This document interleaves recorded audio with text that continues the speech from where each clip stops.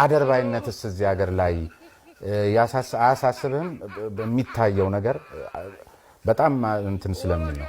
አደርባይነት እኔ አሁን ማልስማማው ድንገት ዛሬ የመጣ ባህሪ አድርገን ካየነው መቼም የሚምጣመች ግን አሁን የገነገነ አይመስልም ወይ? አንዳንድ ጊዜ በእርግጠኝነት ላልተረዱት ሐሳብ ሁሉ ጭምር ማጨብጨብ። ስለ አደርባይነት የበለጠ ነው እየሰማን ያለ ነው ወይስ አደርባይነት ነው ራሱ እየበዛ ያለው? አሁን እኮ አንድ ነገር ይኸውልህ፣ ለምሳሌ ስጋ ለብሶ ቀደም ሲል አደርባይነት እየበዛ አሁን ግን ስጋ ለብሶ እያየ ብዙ መስማት ስለጀመርን ነው። ስለ አንድ ነገር ብዙ በሰማህ ቁጥር የበዛ ሊመስልህ የሚችልበት እድል አለ። ድሮ የመረጃው የምኑ ስላልሆነ አንድ ሰው የሆነ አካል ስላደረገው ነው የምትሰማው። አሁን ግን ከየአካባቢ ብዙ ነገር ስትሰማ የበዛ ይመስላል። ድሮ ሰዎቹ ነበሩ፣ ስለነሱ አትሰማም። አሁን ሰዎቹ አሉ፣ ስለነሱ ትሰማለህ።